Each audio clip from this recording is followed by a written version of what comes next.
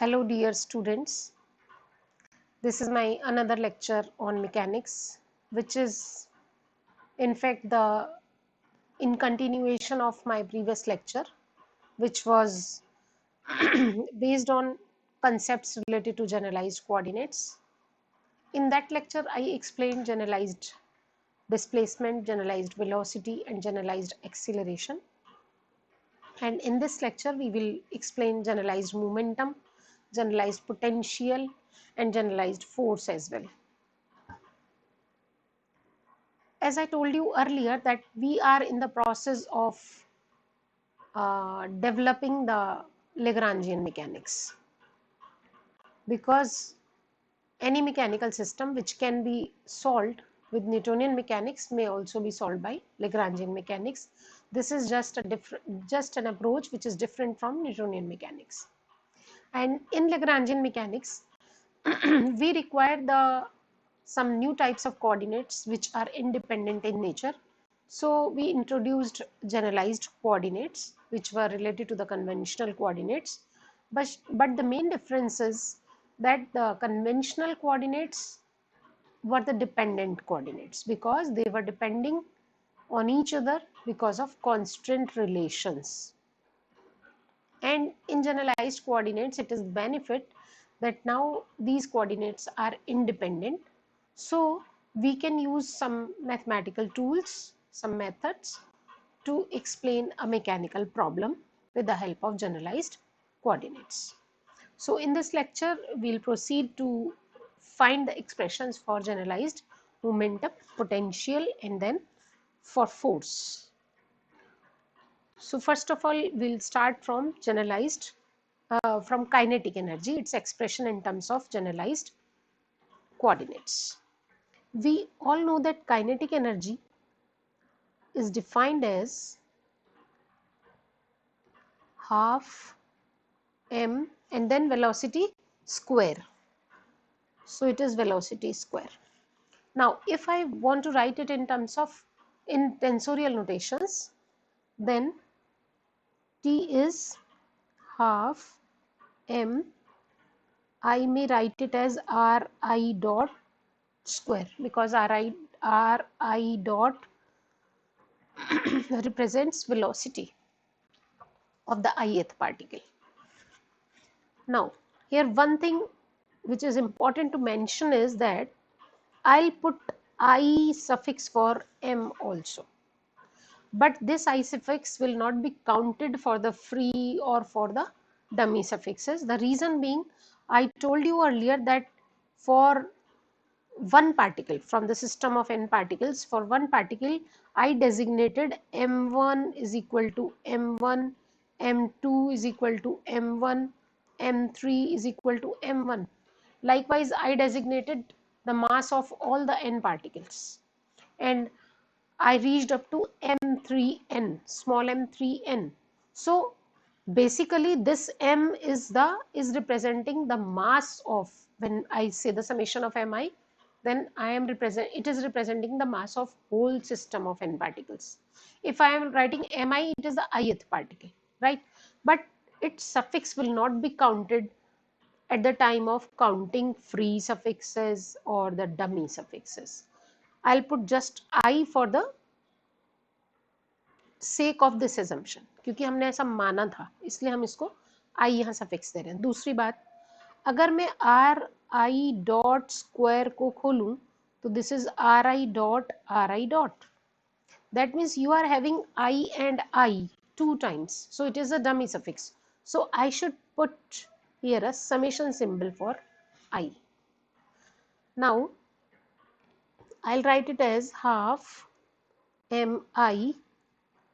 This is Ri dot, this may be written as Ri dot and then Ri dot. इसको हम Ri dot square की तरह ना लिख के पहले ऐसे लिखेंगे. It is summation half mi. Now in bracket I'll put the value of Ri dot. Ri dot is dri dt, माने velocity. This is the conventional velocity. So I am putting its value in terms of with the help of its relation with generalized velocity, which was delta Ri delta Qj dot plus delta Ri delta T, because Ri was a function of Qjt, and from here we found that dRi dt was delta Ri delta Qj dot plus delta Ri delta T. So I have just used this relation. In this article we are considering the system of n particles. So it is understood that in these articles we will consider the system of n particles. This is n particles such that, now write like this, such that Ri is equal to, Ri is a function of Qj and T, where what are these Qj, where Qj represent generalized coordinates. So using 1 you got this, using 1. But we are having Ri dot 2 times, so I'll write one more time, delta Ri delta Qj dot plus delta Ri delta T. These are multiplying with each other. Half. Now I will put summation symbol after writing the expression. Half mi delta Ri. Yes, one more thing which I have to keep in mind about the number of suffixes. जब भी आप कोई substitution लें, जब भी आप कोई calculation करें, तो पहले आप उसके सफिक्सेस को जरूर चेक कर लें कि सफिक्सेस ठीक है या नहीं. फॉर एग्जाम्पल, अगर मैं इस पहले टर्म को मल्टीप्लाई करूं नेक्स्ट वाले ब्रैकेट के पहले टर्म से, देखिए ये जो पहला टर्म है, इस पहले टर्म में आ रहा है QJ, यहां से थोड़ा हट गया ये QJ, J 2 बार ऑलरेडी आ रहा है. जब मैं इसको यहां से मल्टीप्लाई करूंगी, यहां भी मैंने J लिखा है, तो J तो 4 बार हो गया, 4 बार J हो नहीं सकता. तो हमें क्या करना पड़ेगा, किसी एक जगह या तो यहां पर या यहां पर इस डमी सफिक्स को चेंज करना पड़ेगा, क्योंकि हम 2 से ज्यादा बार कोई भी सफिक्स नहीं ले सकते. ठीक है, तो हम इसको चेंज करते हैं. पहले हम यहां पर इसको लिख देते हैं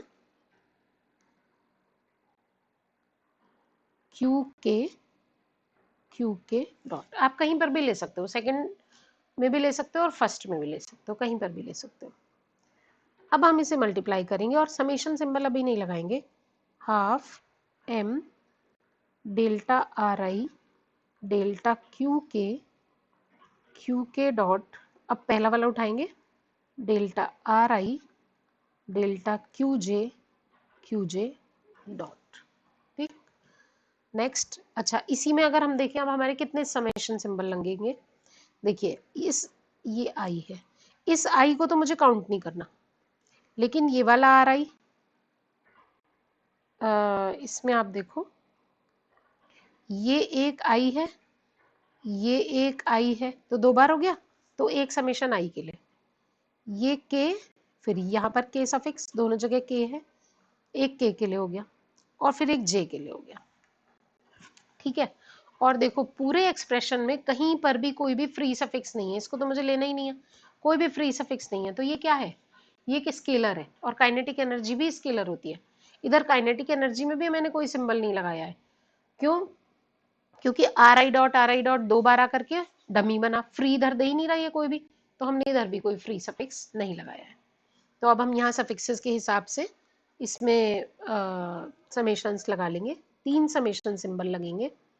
One is for I, another is for J and then for K. अब अगला लिखेंगे, प्लस समेशन अभी नहीं लगा रही हूं मैं, हाफ mi, मैं इसका मल्टीप्लिकेशन कर रही हूँ इस टर्म के साथ delta R I delta Q K delta R I delta T and then Q K dot. Next half M I, अभी हम समेशन बाद में लगाएंगे, delta R I delta T, ये लिया है मैंने फर्स्ट टर्म के साथ, delta R I delta Q J dot. Last half M I delta R I delta T whole square. ठीक है, समेशन और देख लेते हैं. यहाँ पर है आई सेकेंड टर्म में, ये तो फर्स्ट टर्म तो हम कर चुके थे, सेकेंड टर्म की हम बात कर रहे हैं. सेकेंड टर्म में ये देखिए आई दो बार, के दो बार, तो यहाँ दो समेशन सिंबल लगेंगे, एक आई के लिए और एक के लिए. नेक्स्ट में देखिए आई दो बार, यहाँ जे दो बार, यहाँ भी समेशन सिंबल दो लगेंगे. और यहाँ पर I delta R I delta T delta R I delta T दो बार लिखोगे आप, तो यहाँ आई के लिए लगेगा. ठीक है, तो अब हम इसके सिंबल्स लगा लेते हैं. यहाँ पर दो, एक आई के लिए और एक था के लिए. यहाँ पर भी समेशन सिंबल लगाते हैं, ए प्लस, एक आई के लिए एक जे के लिए, और यहाँ पर एक समेशन सिंबल लगेगा आई के लिए. इस तरह से हम समेशंस लगाएंगे. एक चीज और आप अगर देखें तो मैं यहाँ पर ना डॉट्स वगैरह यूज नहीं कर रही हूँ, क्योंकि वो तुम्हें बहुत कंफ्यूज करेगा. जो ये टेंसोरियल नोटेशंस होते हैं इसमें फाइनली हम डॉट का इस्तेमाल वहीं पे ही करेंगे जहाँ पे बहुत ज्यादा जरूरत होगी. नहीं तो अंडरस्टूड होता है कि कहाँ पर डॉट है. क्रॉस जब तक नहीं लिख रहे तब तक क्रॉस नहीं है, और डॉट कहाँ आएगा जहां भी दो वेक्टर्स का आपस में मल्टीप्लिकेशन हो रहा होगा, वहां डॉट है, अंडरस्टूड डॉट है, तो वो मैं नहीं लगा रही हूँ इसमें. अब आगे देखिए, summation summation summation half M I, थोड़ा सा इसको ब्यूटिफाई करके लिख लेते हैं, क्यू के स्टैंडर्ड फॉर्म में, I mean Q K dot plus. अब यहाँ पर देखिए इन दो टर्म्स में, इसमें और इसमें, इन दो टर्म्स में क्या है, यहाँ पर है हाफ एम आई, यहाँ पर भी है हाफ एम आई. इसमें है delta R I delta Q K delta R I delta T, इसको तो छोड़ दो, delta R I delta T दोनों में कॉमन है. यहाँ है delta R I delta Q K dot, और के क्या हुआ, डमी, दो बार आ रहा है. इसमें है delta R I delta Q J dot. तो एक्सप्रेशन तो सेम है ना, केवल सफिक्स फर्क है, एक में के सफिक्स है एक में जे सफिक्स है, और दोनों ही डमी है. डमी कुछ नहीं करता, केवल समेशन देता है, तो कोई फर्क नहीं पड़ता. मैं इस जे को या तो के लिख लूं या इस वाले के को मैं जे लिख लूं, कोई फर्क नहीं पड़ता. तो देखा जाए तो ये जो दो एक्सप्रेशन है ये बिल्कुल सेम है, ये दोनों एक्सप्रेशन सेम है, केवल डमी सफिक्स का अंतर है. ठीक है, तो अब हम इसको कैसे लिखेंगे, हम इस वाले एक्सप्रेशन में या दूसरे किसी में भी कर सकते हैं. रिप्लेस कर दिया मैंने के को जे से. ठीक है, पहले के को जे से रिप्लेस करेंगे, लिखेंगे, और उसके बाद इसके साथ ऐड करेंगे. मैं ऐसे लिख रही हूँ ऐड करके, summation summation M I delta R I delta Q J, क्योंकि मैंने चेंज कर लिया है, delta R I delta T Q J dot. तो ये दो टर्म का एक टर्म बन गया, दोनों ऐड हो गए, ये हाफ है और ये हाफ है. प्लस, अच्छा हाँ, अब हम इसमें एक बार समेशन सिंबल भी देख लेते हैं. आई और आई दो बार, तो ठीक है, एक समेशन आई के लिए, जे और जे दो बार, तो एक समेशन जे के लिए. इसमें आई जे के ऑलरेडी था, मैंने कुछ किया नहीं है इसमें. फिर है half M I delta R I delta T का स्क्वायर. राइट, ये एक स्टैंडर्ड फॉर्म है काइनेटिक एनर्जी की, जिसको हम ऐसे लिखते हैं, ऐसे. ठीक है, जिसमें जीरो का मतलब है कि इसमें कोई भी जनरलाइज्ड वेलोसिटी की टर्म नहीं है. वन का मतलब यह है कि इट इज लीनियर, देखिए it is linear in generalized velocity, और टू का मतलब है it is quadratic in generalized velocity. तो एक टर्म, ये जो हमारा एक्सप्रेशन आया इसका एक टर्म है क्वाड्रेटिक इन जनरलाइज्ड वेलोसिटी, एक लीनियर इन जनरलाइज्ड वेलोसिटी और एक फ्री फ्रॉम जनरलाइज्ड वेलोसिटी। ये एक इसका स्टैंडर्ड फॉर्मूला है, टी का एक स्टैंडर्ड एक्सप्रेशन है। अब हम इसमें ये कहें यदि कि let R I does not depend on time explicitly, implicitly हो सकता है लेकिन एक्सप्लिसिटली नहीं डिपेंड करे तो क्या होगा, डेल्टा आर आई पार्शियल डेरिवेटिव हो जो होगा वो टाइम के रिस्पेक्ट में जीरो हो जाएगा। इसका मतलब ये टर्म भी खत्म हो गया, ये टर्म भी खत्म हो गया। तो इस वाली कंडीशन में टी की वैल्यू कितनी हो जाएगी, केवल t2। ठीक, इसको हम यहाँ से नंबर दो क्योंकि इसकी जरूरत पड़ेगी मुझे। 1 और ये, अच्छा 1 हो चुका, this is 2 and this will be 3, this is 3।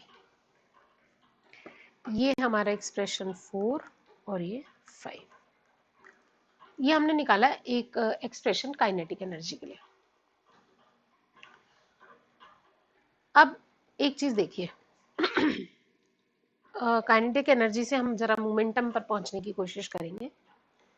Kinetic energy को मैंने डिफाइन किया half M R I dot square में, ठीक है।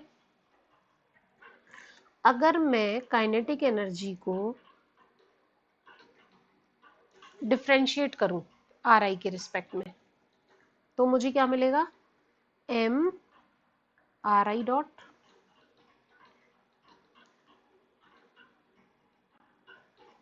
आर आई डॉट, ठीक है। एम आर आई डॉट क्या होता है, mass into velocity, and what is mass into velocity multiplied by velocity, this is momentum।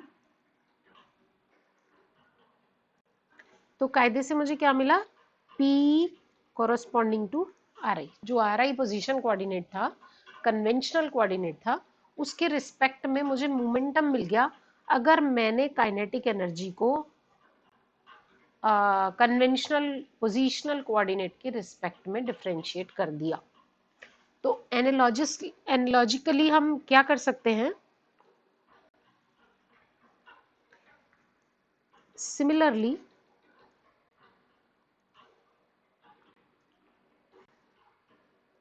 P, मैं यहाँ I लिख रही हूँ, या मैं P एक और नोटेशन चलिए बाद में चेंज करेंगे, P I is equal to delta T delta Q I. यदि कन्वेंशनल के लिए किया तो काइनेटिक एनर्जी का डेरिवेटिव आया with respect to R I, conventional coordinate के रिस्पेक्ट में हमने डिफरेंशिएट कर दिया। और अगर हमने कन्वेंशनल से हम जनरलाइज्ड पे गए तो यहां से सिमेट्रिकली या इक्विवेलेंटली हम ये लिख सकते हैं, ठीक है। हमारा अब देखिए बैक में कि हमारा क्या आ रहा था, सॉरी ये होगा, नहीं ये डॉट है, यहाँ पे डॉट के रिस्पेक्ट में किया है ना, तभी तो ये आया, तो ये भी डॉट होगा। ये इसकी डेफिनेशन आ गई। अब पीछे देखिए जो हमने अभी एक्सप्रेशन निकाला था, इस वाले एक्सप्रेशन में ये डेरिवेटिव है, ये मतलब टी का एक्सप्रेशन है जिस एक्सप्रेशन को मुझे डिफरेंशिएट करना है क्यू डॉट के रिस्पेक्ट में, ठीक। तो पहले हम इस एक्सप्रेशन को वापस उधर लिखते हैं,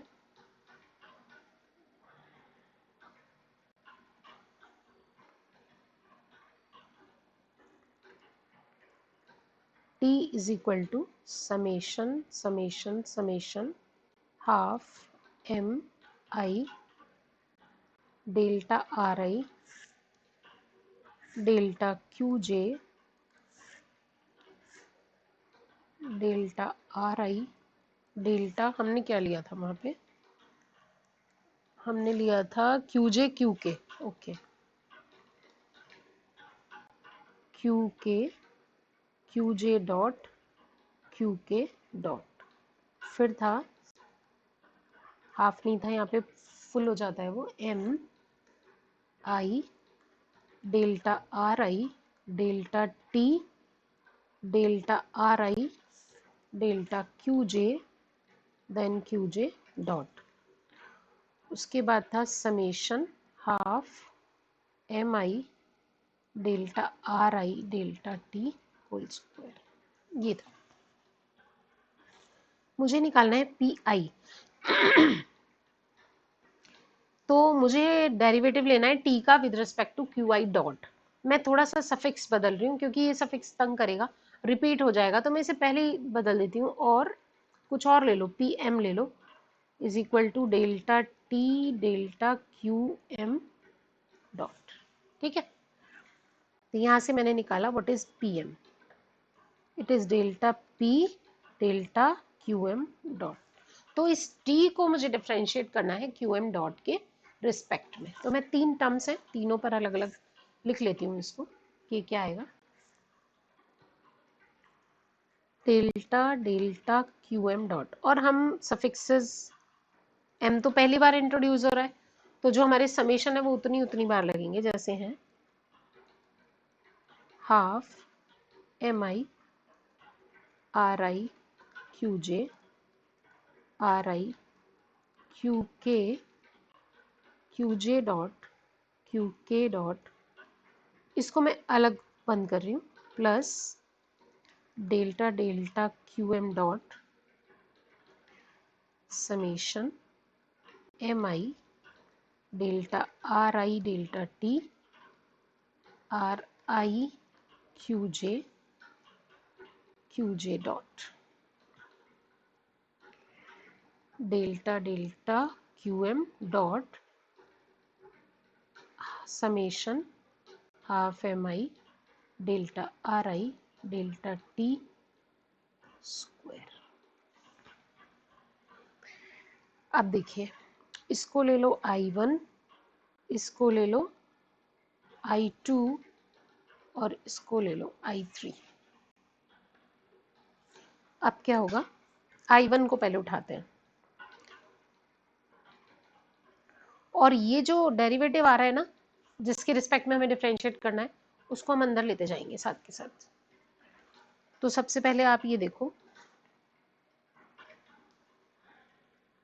ये देखिए, अगर मैं इस पार्ट को लूं, पहले पार्ट को, यहाँ पे 1 2 3 और एक ये 4, ये 4 फंक्शंस का प्रोडक्ट हो रहा है, तो मुझे कायदे से 4 एक्सप्रेशंस लिखने पड़ेंगे। अब हम एक एक देखते हैं। पहले जो ये पहला एक्सप्रेशन है, इसको जब आप क्यू एम डॉट के रिस्पेक्ट में डिफरेंशिएट करोगे तो इनको इंटरचेंज कर लो। पहले तो डेल्टा डेल्टा क्यू जे पहले ले लो और क्यू एम डॉट अंदर ले लो, लेकिन आर आई तो क्यू एम डॉट का फंक्शन नहीं है। R I velocity, generalised velocity का फंक्शन नहीं है, आर आई जनरलाइज्ड कोऑर्डिनेट का फंक्शन है। तो इसका मतलब जब मैं इसको डिफरेंशिएट करूंगी तो ये 0 कंट्रीब्यूट करेगा, कोई कंट्रीब्यूशन नहीं है। इसी तरह जब मैं इसको डिफरेंशिएट करूंगी ये भी 0 आएगा। ये दो पार्ट ऐसे हैं जिनका डिफरेंशिएशन एग्जिस्ट करेगा, बाकी दो पार्ट का एग्जिस्ट नहीं करेगा। मैं एक लिख के दिखा देती हूँ आपको मैं क्या कहना चाह रही हूँ। देखिए, अगर मैं delta delta Q M dot को ऑपरेट करूं delta R I delta Q J पर, सपोज मैंने एक उठाया ये वाला, तो ये बना delta delta Q J delta R I delta Q M dot. मगर आर आई जो है वो वेलोसिटी का फंक्शन नहीं है, वो जनरलाइज्ड कोऑर्डिनेट का फंक्शन है, इसलिए इसकी वैल्यू कितनी हो जाएगी, 0 हो जाएगी। ऐसे ही जो नेक्स्ट है उसकी वैल्यू 0 हो जाएगी। तो मैं इन दोनों को नहीं लिख रही हूँ, जो बाकी बचे हुए दो हैं मैं केवल उनको लिखूंगी।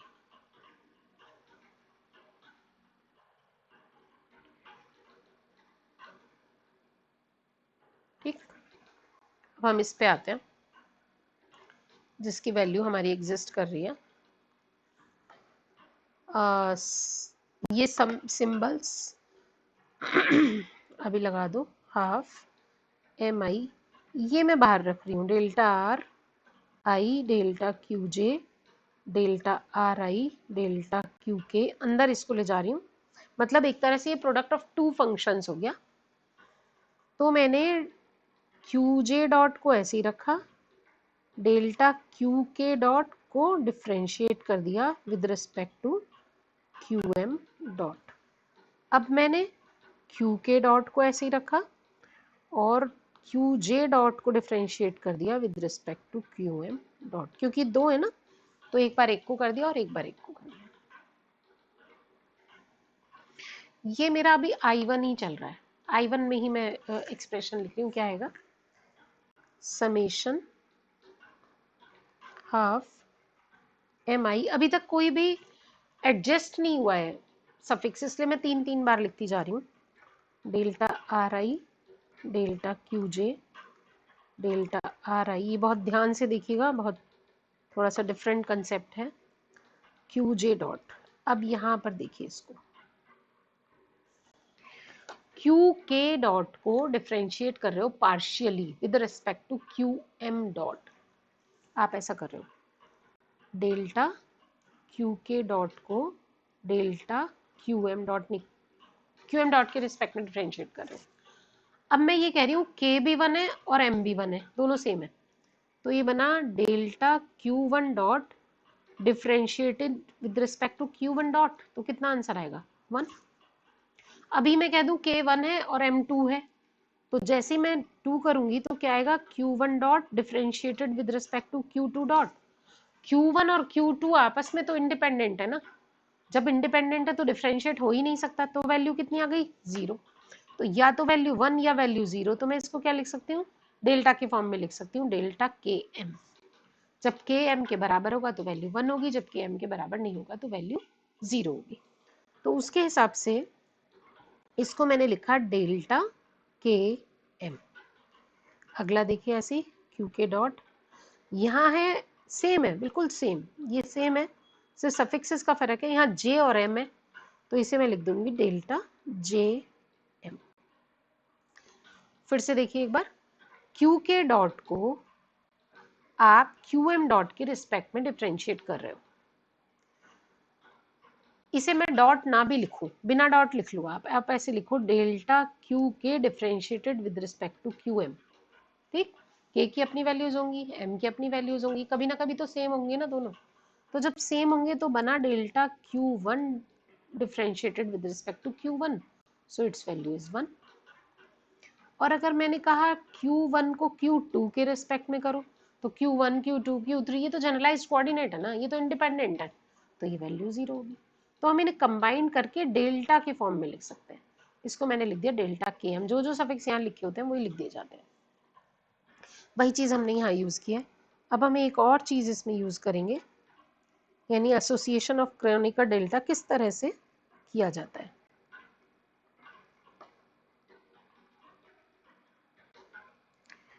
देखिए हम इसे इसके साथ एसोसिएट करेंगे, और यहाँ लिखा है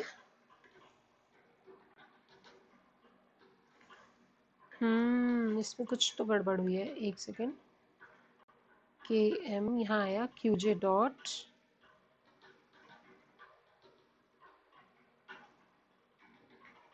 मैंने यहाँ सफिक्स चेंज किया था ना, जे जे के, और अगर मैं यहाँ जे लेती तो ये रिपीट होता, वो मैं नहीं कर सकती थी। एक सेकेंड, जे जे के यहाँ पर जे, यहाँ पर ये आ गया,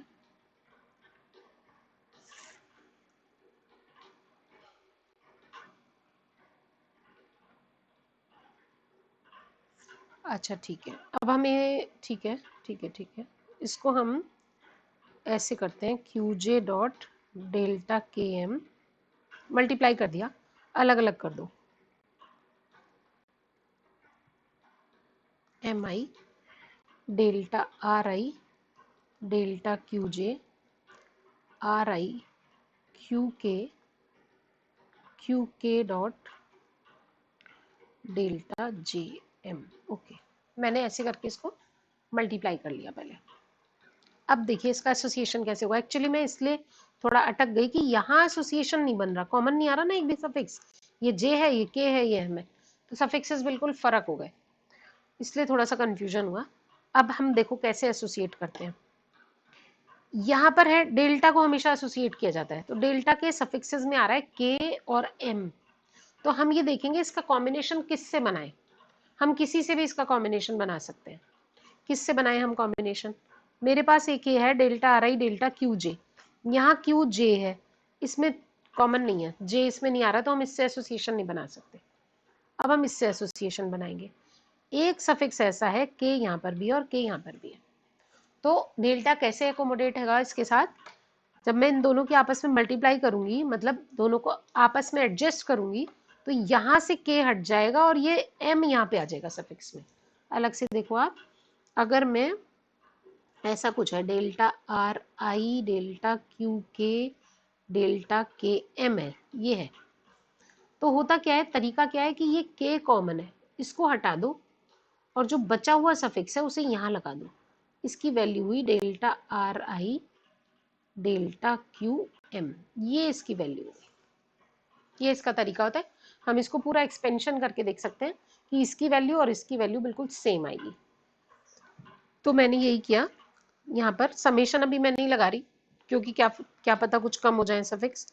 half M I delta R I delta Q J को तो मैं कुछ नहीं कहूंगी, ऐसी रहेगा ये, और क्यूजे डॉट भी ऐसी रहेगा।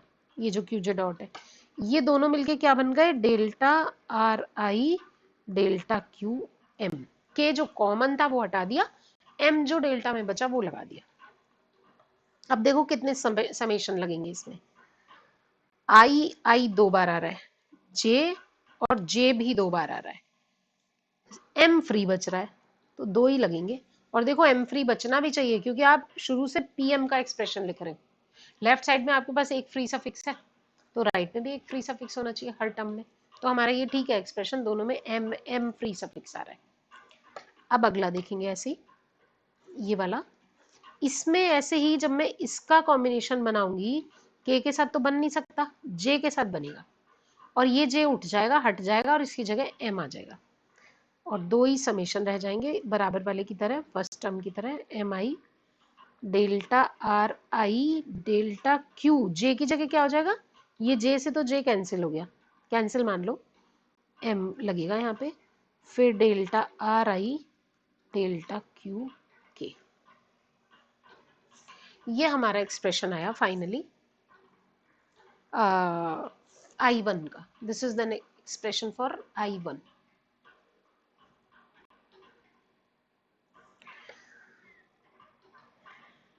कोई टर्म छूट गई क्या हमारी? Q K dot, yes, Q K dot, ये वाली टर्म। अब जरा दोनों को ध्यान से देखो, यहाँ पर है आई और जे, और इस वाले में है आई और के। पहले तो फ्री देख लो, फ्री सेम होना चाहिए। आई दो बार, तो आई आ गया यहाँ पे, इसको इससे दिखाएं, देखिए आई और ये वाला आई डमी हो गया, के और ये वाला के डमी हो गया, और ये एम फ्री हो गया, यहाँ पर भी एम है फ्री। एम वाली टर्म देखो, ये है delta R I delta Q M, है ना, delta R I delta Q M, यहाँ पर भी delta R I delta Q M, यहाँ पर है हाफ एम आई, यहाँ पर भी हाफ एम आई, सेम। अब क्या अलग बचा, delta R I delta Q J delta R I delta Q M, यहाँ पर sorry sorry sorry, delta R I delta Q J dot, ये टर्म है, ये टर्म जिसमें कि आर आई ऊपर है और जे डमी है। यहाँ कौन सी टर्म है, delta R I delta Q K dot. तो देखा जाए तो दोनों टर्म बिल्कुल एक से हैं, सिर्फ डमी सफिक्स का फर्क है। और मैंने आपको बताया डमी सफिक्स अगर फर्क भी हो तो कोई फर्क नहीं पड़ता, सेम टर्म होती है वो, क्योंकि डमी सफिक्स केवल समेशन देता है। तो हम इन दोनों को आपस में जोड़ देंगे सेम टर्म से। जोड़ने से पहले हमें एक बार पहले एक टर्म का सफिक्स बदलना पड़ेगा, यानी कि आप किसी भी एक टर्म में, जैसे इस टर्म में मैं कह दूं कि रिप्लेस कर दो के को जे से। आप यहाँ देखो ना, आई जे है, यहाँ आई के है, अगर मैं के को जे से रिप्लेस कर दूं तो सेम हो जाएंगे दोनों, और सेम होने के बाद दोनों ऐड हो जाएंगे। तो इसके बाद हमारे पास जो फाइनली आएगा वो हाफ हट जाएगा, sigma sigma M I delta R I delta Q J delta R I delta Q M Q J dot, ये बचेगा केवल I1। ठीक है,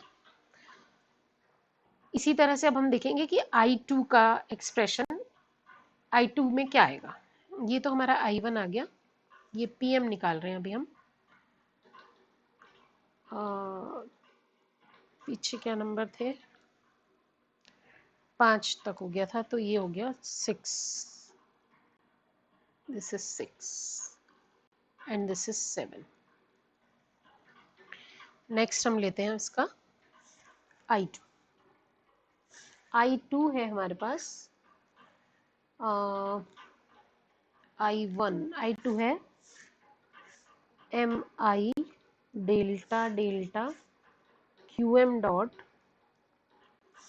delta R I delta Q J delta R I delta Q delta T T और साथ में है Q J dot. ठीक है, ये है हमारा एक्सप्रेशन। जब हम इसको अच्छा दूसरा, आई दो बार एक समेशन पे तो आई लग गया, जे और जे दो बार एक समेशन पे जे लग गया, एम फ्री होना चाहिए, एम फ्री है। मैं अभी 2 लिख देती हूँ, बाद में ठीक कर देंगे, एम आई। अब इसको जब डिफ्रेंशिएट करोगे आप तो इसकी का साथ सेम कहानी, इसका डेरिवेटिव एग्जिस्ट नहीं करेगा, इसका भी डेरिवेटिव एग्जिस्ट नहीं करेगा क्यू एम डॉट के रिस्पेक्ट में, केवल इसका करेगा क्यू जे डॉट का। Delta R I delta Q J delta R I delta T, और इसका डेरिवेटिव क्या आ जाएगा दोनों का, delta Q J dot delta Q M dot, और पुरानी कहानी से ही ये क्या बनेगा, एम आई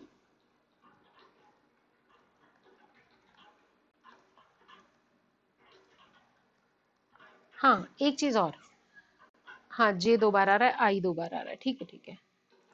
अब मैं इसे लिख सकती हूँ जे एम, जैसे हमने अभी बताया। ठीक, अब मैं इसे किसके साथ एडजस्ट करूं, इसके साथ तो ये हो नहीं सकता एडजस्ट, तो इसे तो यूं ही उतार लो, delta R I delta Q J delta J M, ये हो जाएगा, क्या बनेगा, M I R I delta T delta R I, देखो जे तो है कॉमन, जे हटा दो, और क्यू के साथ क्या लग जाएगा, एम। ये हमारा आ गया I2। तो फाइनली हमारे पास जो m की वैल्यू आई I1 और I2 को मिला के, वो क्या आ गई, 10 PM is equal to sigma M I delta R I delta Q M delta R I delta Q J dot plus, अच्छा यहाँ पर आई 2 बार जे 2 बार तो 2 लगा दो, M I delta R I delta T delta R I delta Q M. ये है value of generalized potential. What is PM? Oh, not potential, it is generalized momentum.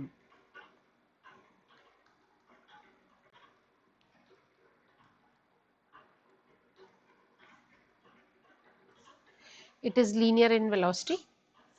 और अगर आपका आर आई एक्सप्लिसिटली टाइम पर depend ना करे तो ये वाला जो एक्सप्रेशन है ये भी खत्म हो जाएगा, ये भी नहीं बचेगा, और खाली आपके पास इतना रह जाएगा, ये जो PM की मैंने वैल्यू लिखी है। ठीक, अब माना आपको ये आए कि आप पहले काइनेटिक एनर्जी डराइव करो और उसके बाद मोमेंटम निकालो, किसी किसी एग्जाम्पल में आ जाए माना ऐसा। तो जैसे मैं एक बहुत छोटा सा एग्जाम्पल ले रही हूँ आपका, जैसे सपोज आपको दे दिया कि एक पेंडुलम है, सिंपल पेंडुलम, तो सिंपल पेंडुलम की जो काइनेटिक एनर्जी है वो आप जनरलाइज्ड कोऑर्डिनेट में निकालो। अब सिंपल पेंडुलम में हमारे पास, या मैं एक जनरल बात भी कहूँ, सिंपल पेंडुलम की बात भी ना करें, वो और ज़्यादा सिंप्लीफाइड हो जाएगा। मैं जनरल बात करूँ कि आपके पास कुछ ऐसा है कि आर जो है वो, आर वेक्टर जो है वो एक्स आई प्लस वाई जे टाइप का है, जो पोजीशन है। तो एक्स और वाई तो कन्वेंशनल कोऑर्डिनेट्स हो गए, कार्टेशियन कोऑर्डिनेट्स। मैंने इसका एक चेंज किया, X is equal to R cos theta और Y is equal to R sine theta. ठीक है, अब इसमें क्या हुआ, एक्स और वाई जो थे वो किस में चेंज हो गए, आर और थीटा में। बेशक बराबर है, वो भी दो हैं वो भी दो हैं, मगर आर और थीटा में मुझे अभी चेंज करके दिखाना है। मुझे ये नहीं मैं कह रही कि इंडिपेंडेंट है या डिपेंडेंट है, मुझे एक्स और वाई से आर और थीटा के फॉर्म में काइनेटिक एनर्जी का एक्सप्रेशन लाना है। तो अब तुम कहोगे कि ये कर सकते हैं हम, T is equal to half M R dot square. तो इसके हिसाब से ये हो गया हाफ एम आर डॉट, यहाँ से बना हाफ एम आर डॉट का मतलब X dot I plus Y dot J, फिर से X dot I plus Y dot J, और इसे हमने कर दिया half M X dot square plus Y dot square. Right, अब हम एक्स डॉट निकाल ही सकते हैं यहाँ से क्या आएगा, एक्स डॉट आ जाएगा R dot cos theta plus R minus sine theta theta dot, मतलब हमने इसे डिफरेंशिएट किया टाइम के रिस्पेक्ट में, तो पहले आर को कर दिया फिर थीटा को कर दिया, ऐसे ही वाई डॉट निकल आएगा r dot sine theta plus are cos theta theta dot. अब यहाँ रख दो, एक्स डॉट को रख दो वाई डॉट को रख दो और दोनों की स्क्वायरिंग कर दो, सॉल्व कर दो। एम एक्स डॉट स्क्वायर यानी R dot cos theta minus R sine theta theta dot का square, R dot sine theta plus are cos theta theta dot square whole square. Solve कर दो इसको, half M, ये R dot square cos square theta होगा, ये R dot square sine square theta होगा, combine कर दो आर डॉट स्क्वायर बनेगा। ऐसे ही इन दोनों में बनेगा r square theta dot square और ब्रैकेट में आएगा sine square theta plus cos square theta which will be 1। इसके बाद जब इसका minus twice r dot r cos theta sine theta theta dot करेंगे और इसका करेंगे, वो कैंसिल हो जाएगा और टर्म कैंसिल हो जाएंगी, सिर्फ इतना बचेगा। तो ये आपने टी निकाल दिया in terms of generalised coordinate. पर ऐसे नहीं मांग रहे वो आपसे, वो ऐसे नहीं कह रहे कि आप ऐसे निकालो, वो कह रहे हैं कि जो ये मेथड है, जो ये टेंसर मेथड हमने किया है, इसे लगाओ और फिर वहां से आप ये मोमेंटम निकालो। वैसे मैं इसका मोमेंटम निकालूं अगर, तो टी को एक बार मैंने आर डॉट से कर दिया, के रिस्पेक्ट में डिफरेंशिएट कर दिया, तो ये बन गया एम आर डॉट। ये क्या आया, p r, momentum, generalised momentum with respect to या कॉरस्पॉन्डिंग टू आर। और अगर मैंने इसको थीटा डॉट के रिस्पेक्ट में कर दिया तो ये आ गया m r square theta dot. ये क्या है, this is p theta, again it is generalised momentum corresponding to theta. पर हमें ऐसे नहीं निकालना। और दूसरा ये कि ये तो बहुत छोटा सा है, यानी कि बहुत ही सिंपल सा कन्वर्जन है, तो हमने कर लिया। हमें क्या करना है, हमें ये यदि पूछा जाए कि आप पहले टी निकालिए in terms of generalized coordinates and hence find the momentum for such type of examples, तो हम कैसे कन्वर्ट करेंगे, ये फिर मैं अभी नेक्स्ट लेक्चर में आपको बताऊंगी एक एग्जांपल कि हम इसको कैसे करके कन्वर्ट करते हैं। ठीक है, तो अभी के लिए इतना ही काफ़ी है। Okay, thank you.